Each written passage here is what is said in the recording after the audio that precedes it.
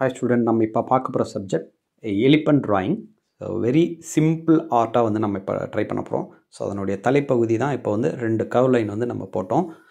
So யானை தான் வந்து அதிகமாக வந்து கர்வ் லைன்ஸ் இருக்கிற ஒரு ட்ராயிங்காக இருக்கும். ஸோ அதனால் வந்து இது சிறிய மாணவர்களுக்கு ரொம்ப வந்து இது ஒரு ப்ராக்டிஸாக இருக்கும். ஸோ அதனால் அதனுடைய வாய்ப்பகுதி ஒரு ஓரமாக போட்டிருக்கோம், அதனுடைய மடிப்புகள் போட்டோம். இப்போது அதனுடைய காது வரைகிறோம். ஸோ அது டபுள் லைனாக இருக்குது பாருங்கள். அது டபுள் லைனாக வந்து அந்த காது நம்ம ட்ரா பண்ணுறோம்.